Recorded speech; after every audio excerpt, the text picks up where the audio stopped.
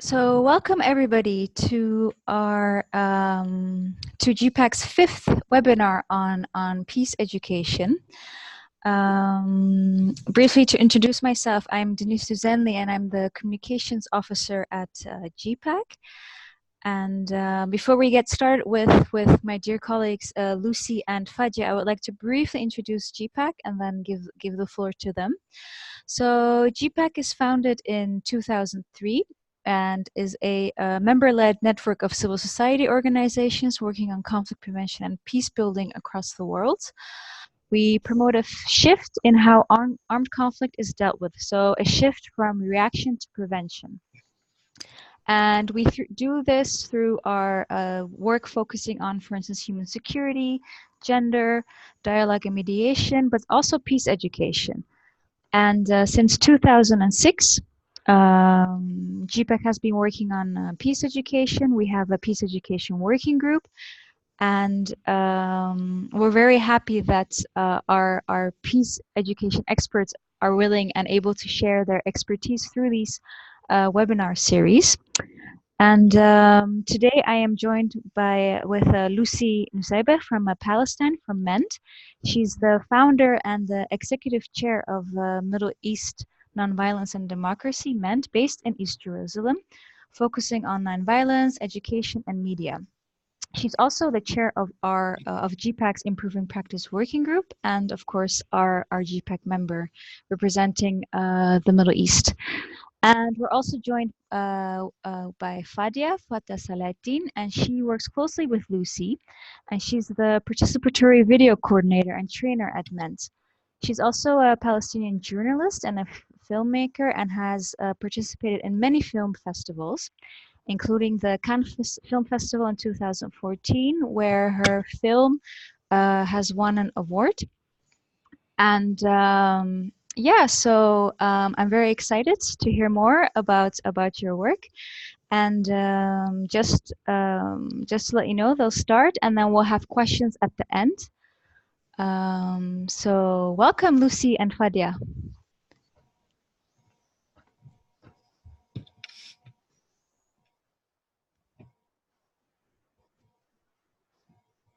Thank you, Denise, very much indeed.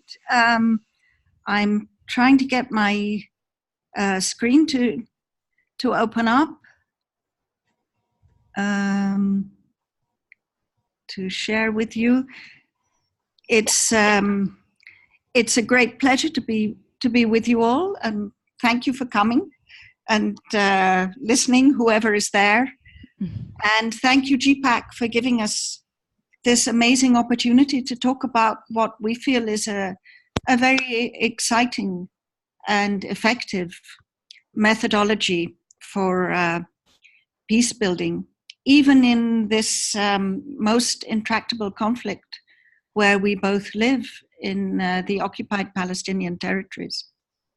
I would like to start by giving you a very brief background about this extremely complex conflict. I apologize in advance if I've left out something that anyone in the audience feels is essential. It's impossible to cover everything. So I just want to, as I say, introduce you to the context in which we work, and really the challenges to even talk about peace building, let alone to actually do it, and how we go about it in these very difficult circumstances. And then my colleague Fatiha will talk about the actual methodology of participatory video. For instance, I wanted to emphasize that this is a political, not a religious conflict. It's been going on for a very long time with ups and downs. But at the moment, there is really no peace talks. There is Mr. President Trump's plans that are about to be boycotted. And at the actual level of even dialogue, there is nothing that goes on between Israelis and Palestinians that is of any significance. It's an occupation, a military occupation that's been going on for a very long time, more than 50 years. in this very tiny area where people really live in a very intermingled way. And one of the main things is how much Israel controls the life of Palestinians. They have complete control over Palestinian lives. I'm not sure that this is known generally. It's not a conflict between equals. It is an occupation with one side in charge of the other. And it's also about structural violence. And part of this structural violence shows in the way the West Bank, for instance, is divided up into different areas. You can see the different colors on this map that show you areas controlled by Palestinian security, the gray still controlled by Israel, which is about 61%, and then bits in between that have officially shared security, but that are essentially lawless. So even within the occupied territories, it's really quite a complex and difficult situation. I think maybe some of you would have heard of the wall or seen pictures of it. It's not really just one wall, it's a whole system of walls. And it was declared illegal by the International Court of Justice, or at least they issued an advisory opinion that it should be dismantled. It's something that is extremely disruptive to everything to do with Palestinian lives. And it's also part of a system of roadblocks and checkpoints. There are roads that are only for Israelis, for instance, not for Palestinians. And there are also a lot of bureaucratic barriers. Palestinians from the West Bank need to apply for permits to come to Jerusalem. For instance, now I'm speaking to you from Jerusalem, where I live, and Fatiha is speaking from the West Bank. She has not been able to get a permit to come to Jerusalem.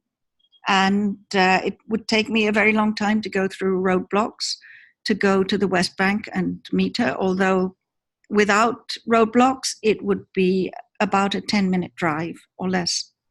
So this is just to give you a very quick overview. Here is a picture of the wall near Bethlehem. Here is what it looks like in a checkpoint. It's mostly very inhuman. They're just voices that come out through loudspeakers telling people what to do. And this is my account about the occupation. What I would like to do is show you a film made by the Participatory Method video methodology, which perhaps makes it more vivid for you.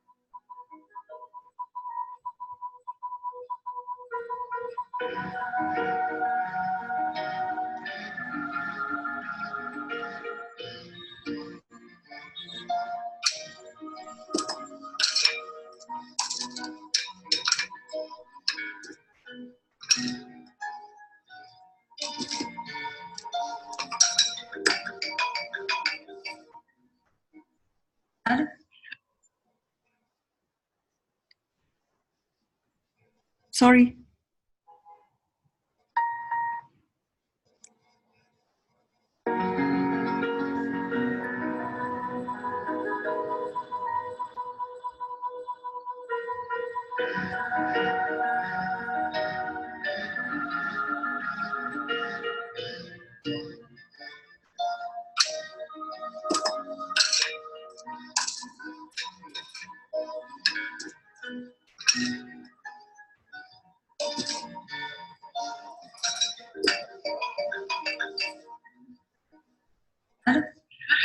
هلا حبيبتي كيفك؟ الحمد لله تمام. شو بالكم أنا جاهزة.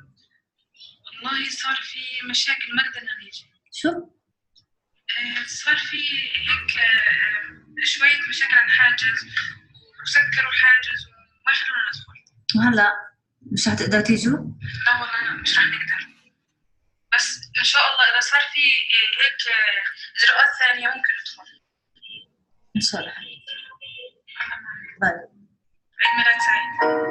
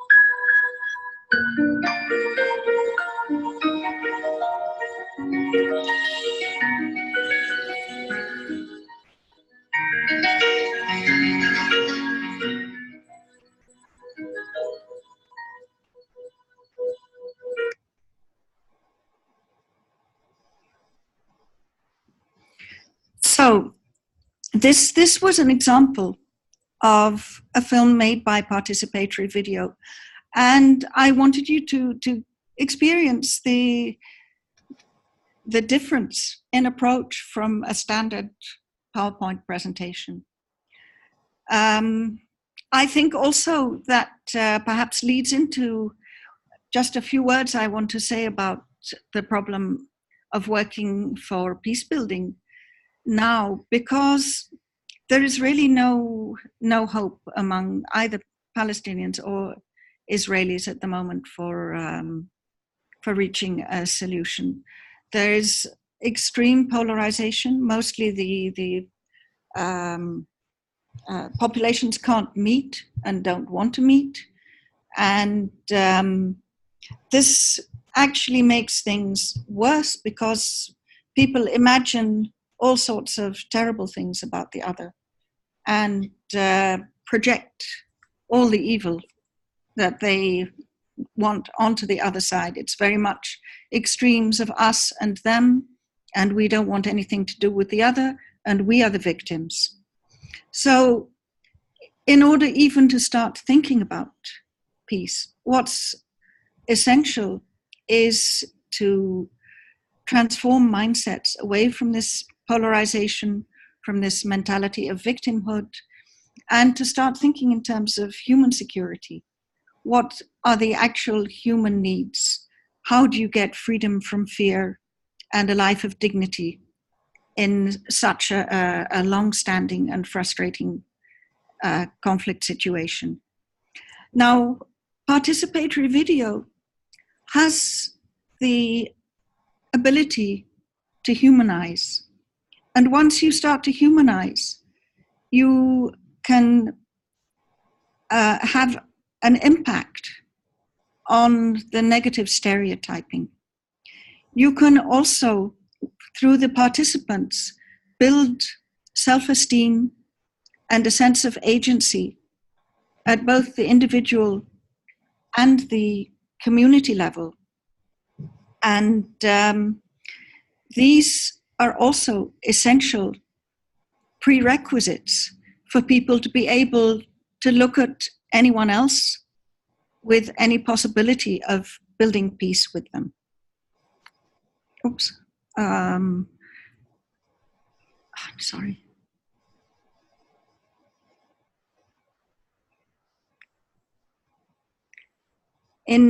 Inside Palestinian society, there's a lot of divisions.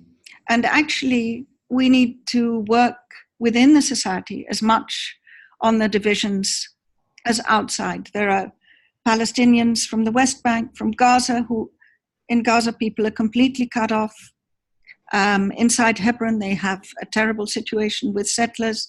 It's a very, very fragmented society, partly because of the the actual physical restrictions of the occupation, but also just now because it's become so frustrated, people have become so frustrated with the lack of any progress towards peace, that they become more individualistic and more prone to even internal communal violence. And this just gets worse. So actually some of the work we've been doing with participatory video has also been towards rebuilding a sense of community among Palestinians. I just wanted to show a very few pictures. Here's a young girl in Gaza, which is subject to frequent bombing attacks. This is a market in Hebron where they have to put netting above the street to protect, the Palestinians have to protect themselves against the filth thrown at them by the Israeli settlers who live above them. This shows Damascus Gate in Jerusalem, and Israelis celebrating the day that they occupied Jerusalem. And this is an illegal settlement named after Donald Trump in the Golan Heights. We base our theory of change as follows: that if people are living in a toxic environment where their sense of self, their dignity, and their hopes are continually undermined, and they are at constant physical and psychological risk, then for their well-being, they will need reinforcement or rebuilding of self-esteem, a renewed, profound sense of their value to their community and the value of their actions towards building or protecting that community, and humanization for themselves and others, and release from a sense of victimhood and awareness of their own agency and potential for making change for the better. We feel that participatory video is one of the best ways to work, both for their well-being and for peace building. And the peace building in particular addresses the problem of negative stereotypes, which cut off potential by dehumanizing, demonizing, and negate any possibility for peace or peace building. Our work at MEND aims to humanize Palestinians to the outside world and to each other, to increase self-esteem and agency as resilience and resistance, in the hopes to create hope instead of despair, along with openings for a peaceful future. I will give a very brief summary of participatory video and then hand over to my colleague Fatiha. Participatory video works with interactive games through a lot of variety of approaches to the technique of making films. But the games actually build the relationships within the group, and they give the participants a lot of self-awareness and the chance to explore how to express themselves. When they use the methodology, they can choose what they would like to film and how. In particular, what they do is shown back to them on a screen, so they are trained to both film and be filmed and see their own image and come to terms with this. As a final stage, the films are shown and feedback discussions are organized around this. I would like to hand over to my colleague Fatiha, and she will take you through how it works with much more detail. Thank you, Lucy. Hi, all. Again, with participatory video, we work with, we focus on two main things. We focus how to help the participants to appear in front of the camera, because our participants did not use the camera before. And we focus to learn them the technical or the basics of using the camera. So we learn them a lot throughout this 2 points. We help participants to appear in front of the camera throughout a game. And we start with the simple game. I remember the first practice, we asked them say your name and other thing or any information you want to told us. So this is in this way we give them a chance to appear in front of the camera and talk يعني the thing that simply for them. Then we showing the practice and we ask the participants to talk how they see themselves on screen, and in this way they start to discuss how they see themselves, if the sound work or not, how they frame, and how the director, all of these things. In this way, the participant learn a lot, learn how to appear in front of the camera or how to use the camera. So يعني, we give them a space to choose the topic that they want to talk about it. Every practice they just يعني ask them to do interview or do drama or do documentary film, and we ask them to choose the topics, and in this way we give them a space to express themselves and to choose the issues or problems related them. So we work with them by this practice. We start from simple one to more difficult one to help them to express themselves. Can you show the next slide? Yes, we have just a couple of pictures of a woman filming outside and of some participants doing some drama. And another picture of the participants showing the playback screen, just to give you an idea of how that goes. And here's the actual making of the films.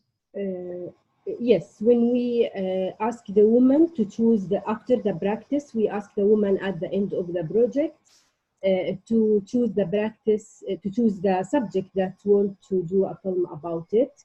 Then we focus again to how to choose these topics, how we developed with them these topics, how we write the scenario and storyboard. The participants start thinking more about the location that they want to filming and choose the actors if they choose to filming something drama, and prepare anything they want to use by the filming. And by participate video, we start filming inside, and then we filming outside. And here يعني in the beginning the women's يعني didn't like this idea to go outside, especially at Sharpat refugee camp, because we also work with the women at the camps, at Sharpat camps, and they ask us not filming outside because you know the situation in the camp, and it's not normal for the woman to hold the camera and go outside, go to the street and start filming. They asked us to go with them when they did the first practice, but after that and after they filming more, they accept this thing and they deal with the people at the street simply, and they just ask the woman what you filming, and they like the idea, and every session they go outside and filming. And now we have one of the film made by one of our participants in the camp, in Sharpat camp. We want to show the film. Please, Lucy.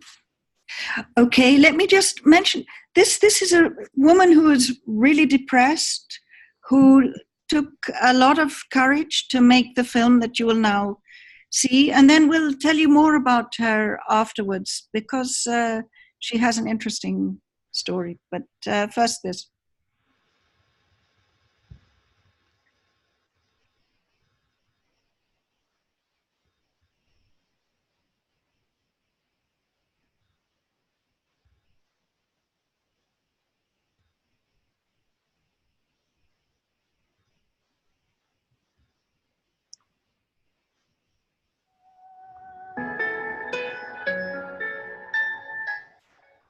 من وأنا صغيرة كنت مسؤولة عن أخوتي، بدير بالي عليهم مع إني كنت طفلة مثلهم، ولما تزوجت كان عمري 17 سنة. كان كل همي ألبس البدلة البيضة وألبس ذهب وأعيش في بيت لحالي، وكمان عشان أرضي أمي. في بداية زواجي تعرضت لعنف وإهانة من زوجي، بس كانوا يحكوا لي عادي يضربك، ما هو زوجك. مرت الأيام وحملت الطفل الأول، كتير انبسطت، فكرت إنه هالطفل ممكن يحميني من أبوه حتى وهو في بطني، بس بالعكس ما تغير إشي. وخلال فترة زواجنا كنت كتير أزعل وأروح عند دار أهلي، بس كتير ناس كانت تتدخل وترجعني لحد ما صار عندي 5 أطفال، وفي كل مرة كنت أرجع عشانهم.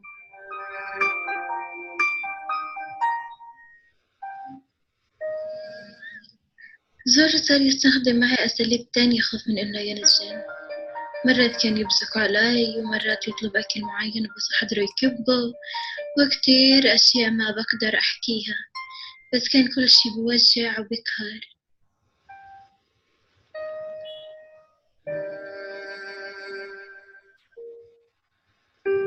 بعد 12 سنة زواج مليان حكايات اتطلقت، بس كمان مش سهلة حياة المطلقة. رح أكمل هالطريق مع أولادي ومشان أولادي، لأنه همي حاليا إني أسعدهم وأوفر لهم حياة غير الحياة اللي أنا عشتها.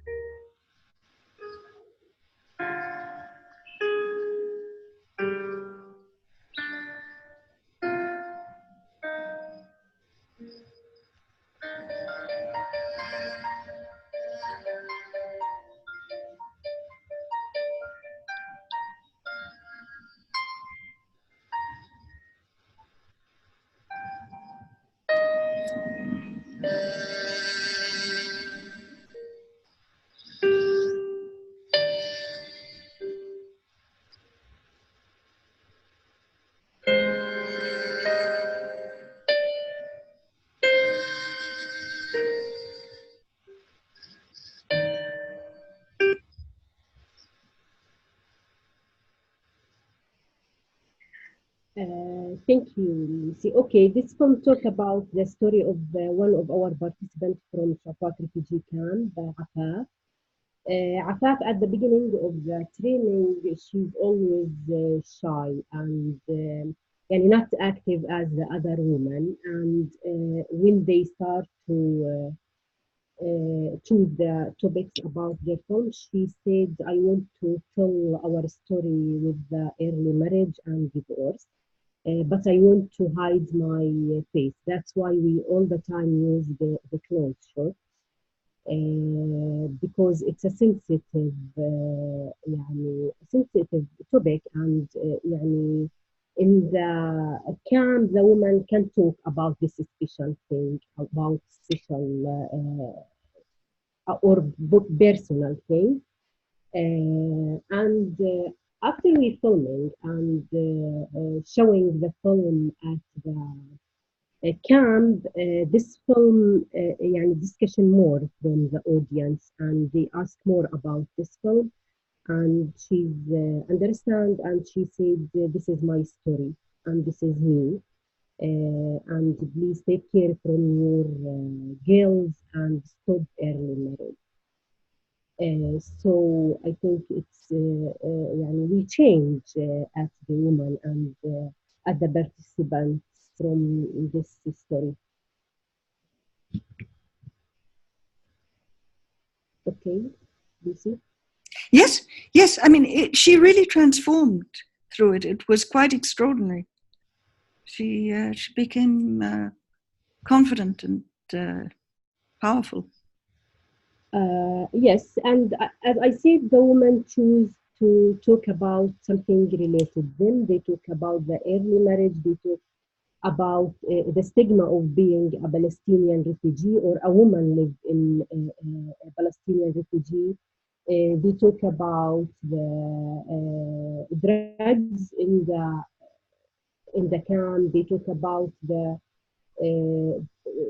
political problems and the economy and a lot of things related this woman and affected this woman who lived in the camp. Then after we finished the film, we يعني did a lot of screening in the camp and outside, and this has helped us to transfer the issue from a small place to other places and to a larger communities, and we force the people to discuss these issues about women.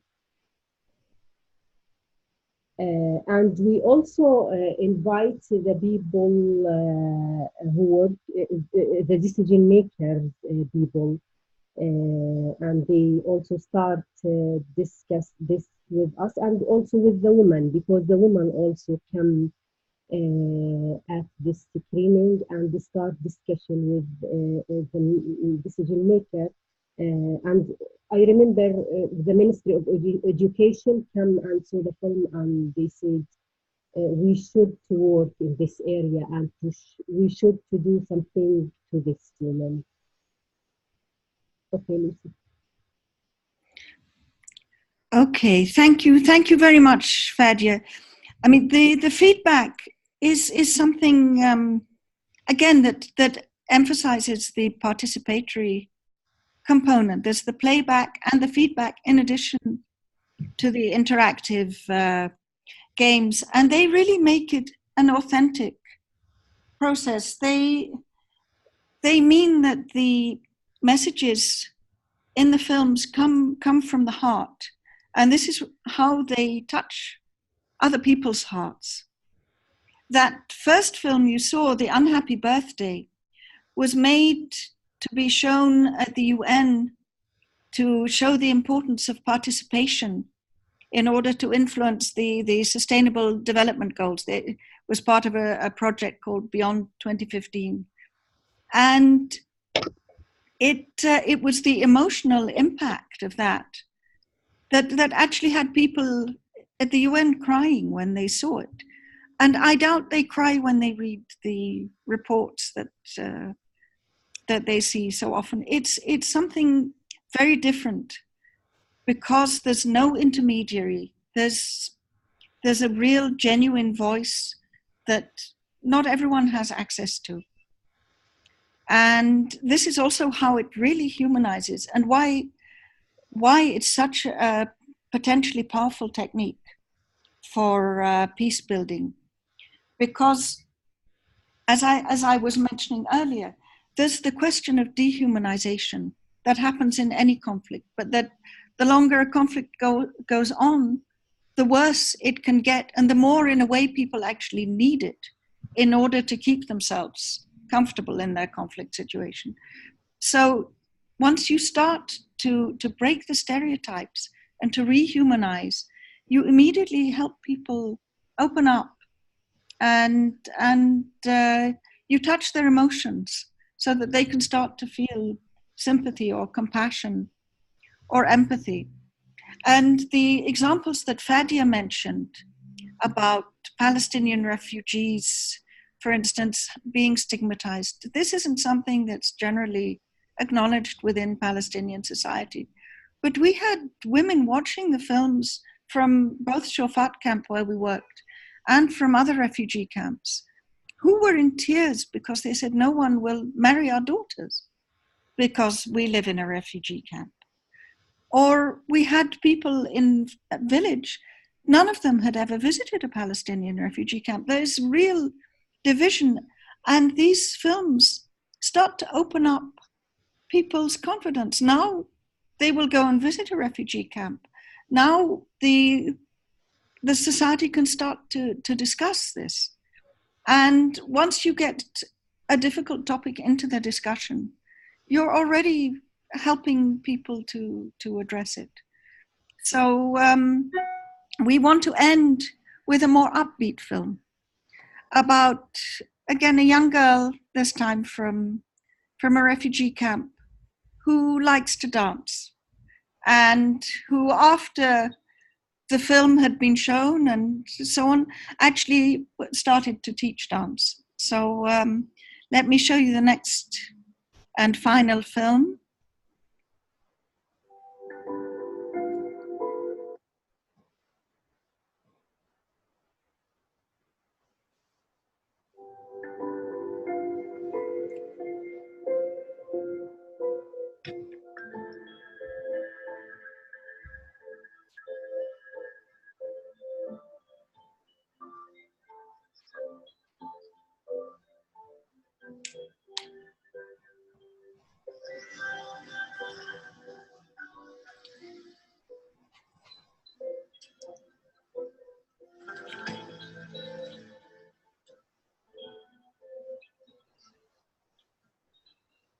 الدبكة بالنسبة لي ملجأ.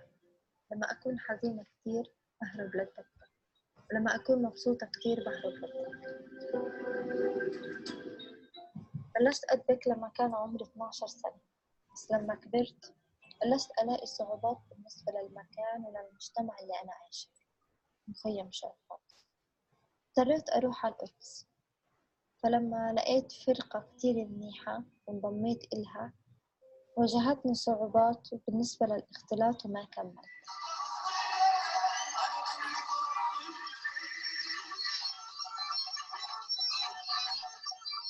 شفت إن الحل إني ألجأ لليوتيوب، فصرت أتدرب لحالي في البيت.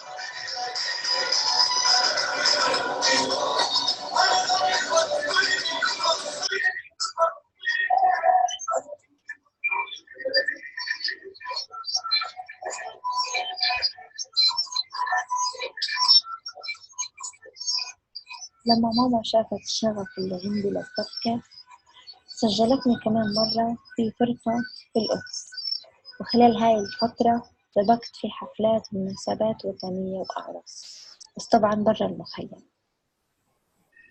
الناس أحبطوني، بس بنفس الوقت في مراكز في المخيم دعمتني وشجعتني زي المركز النسوي، وطلبوا مني أدرب بنات الصغار. كتير انبسطت لأنهم ذكروني في بدايتي، ساعدتهم يطوروا حالهم أكتر بالدبكة، لأنهم هم كمان عايشين في المخيم وأكيد رح يلاقوا صعوبات.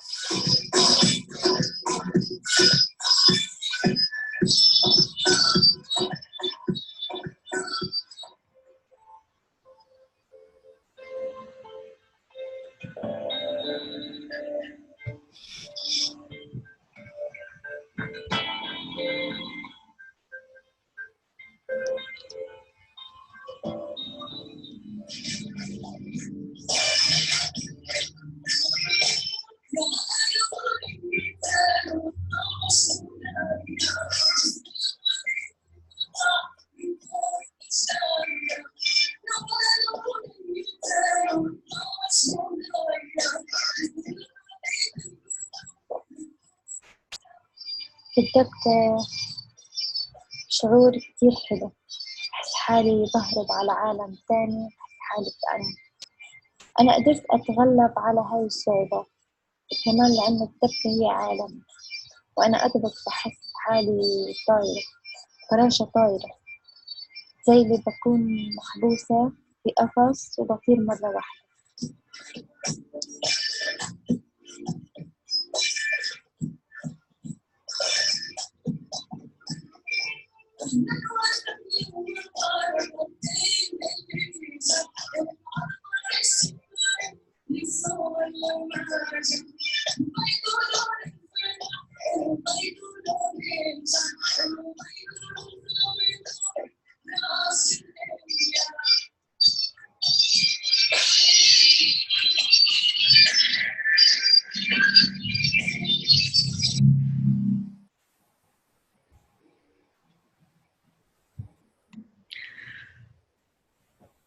So just a couple of notes.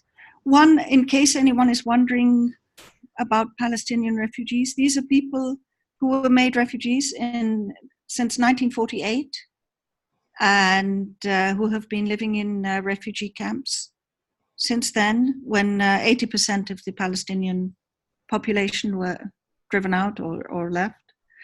And the dance and film, it's also the power of culture to reach across to the imagination of the other side that I think I wanted to mention.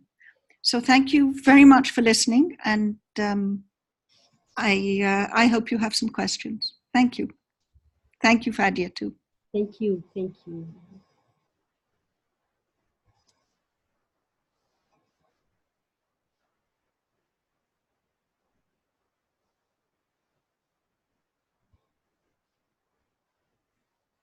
Denise?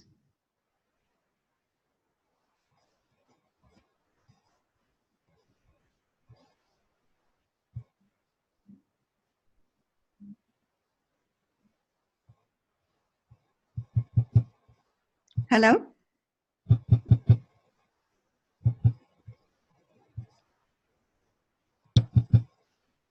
Hello?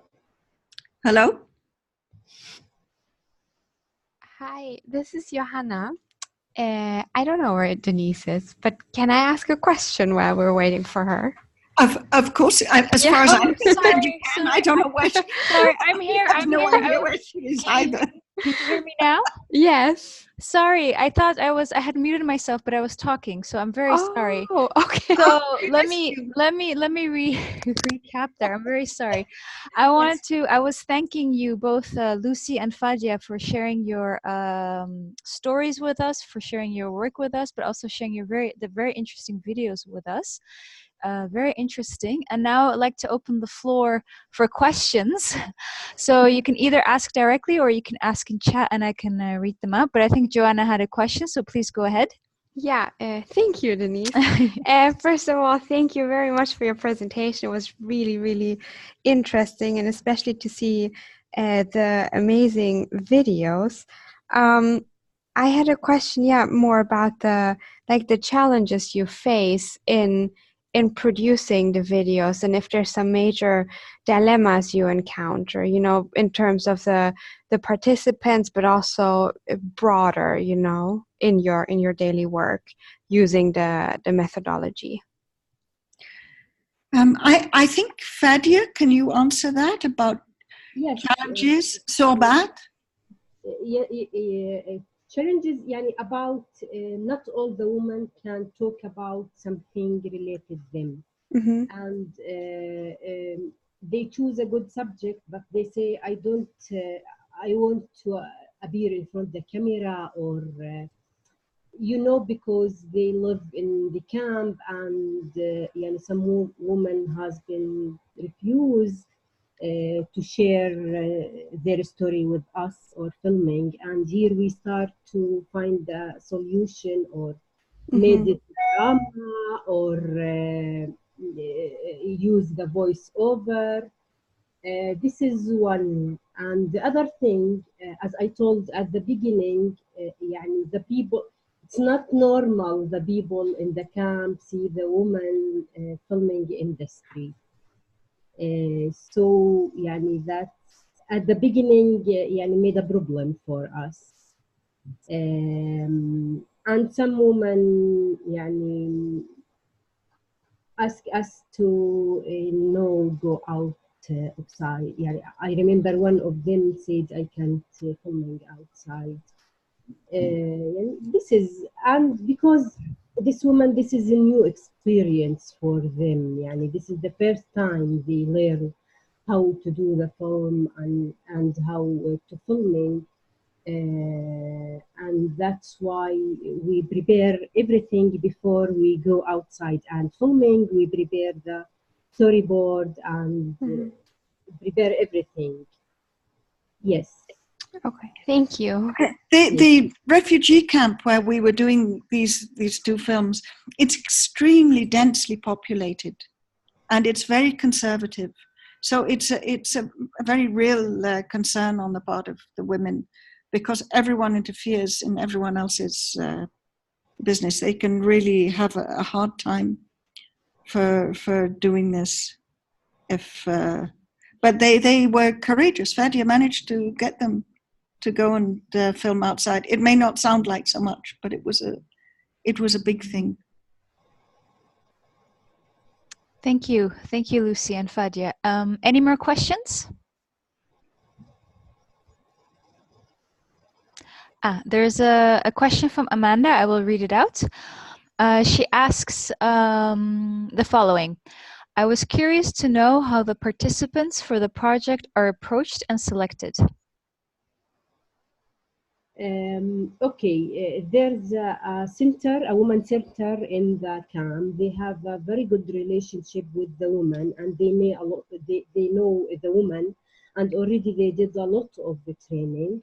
And we asked them to help us to choose this woman, and we put a criteria like the woman like the project or want to tell us stories or something, the criteria. Then they choose I think as more we want. And at the beginning we did a meeting with them, me and Lucy, and talk with them more about the project, and then they ask us who still interested or not to work on this project. So we choose the woman in this way. Also with the Jeep, with the project, with the Unhappy Birthday, which was again a part of a series of films done by a group, that we worked with a local community center. So usually that's how we would work. Sometimes with schools, and sometimes, but usually with whatever is one of the more active local. Yes, I remember the Women's Center both announced at the social media Facebook page about our project, and the women who feel or interested to join, we met all of them. Then we choose 8 women to work with them. Yeah, and then we continued with a second project on mental health, which should have been with the same group, but actually some of the women didn't want to do it in the end. It was too sensitive a subject. Although they'd built up enough to discuss things among themselves, it was too much to actually film about it. And that, although it was the same group and should have continued building their group, and that we didn't have to advertise for, but that faced more challenges. Thank you. And thank you, Amanda, for your question. Any more questions or comments? I have one more question. Of course, go ahead. Maybe that's more for you, Fadia. Is there in this methodology, is there a time limit to, or how long the videos should be? Because there are always these short clips, Is there sometimes you say, okay, 5 minutes is the top, or can people really? This is open. This is okay. Related to women, because I remember in the other project, some group produced a documentary film, and I think more than 10 minutes, I think, Lucy. So they choose the time and no limit time, and just to have a way to reach your message in 1 minute or in 5 minutes, just to show your message. Nice. And do you know if the women continued with this after they participated in the project, after the discussions? Have they done more on their own? One of the women from Shafat refugee camp already worked at the same center that they bring the participants for us. she's covered the activities and what happened in the camp, and she's still now Rahaf, Lucy. So the other women, sometimes use their phone and filming a simple thing or something. Nice. Yeah, but that's interesting. Yeah. Thank you. Thank you. Thank you. Any final questions? No? Okay, then. Just to thank you for a very interesting presentation and for all the efforts. Thank you. Thank you very much. From Belgrade. Yes, I recognized your voice. So nice to hear you. Thank you. Thank you. Thank you again, Lucy and Fadia. And we'll be, as everybody knows, we record this and we'll disseminate this further as well. And thank you very much. Thank you. Thank you, Denise. Thank you, everyone else, for being there and joining in. Thank you. Thank you. Bye.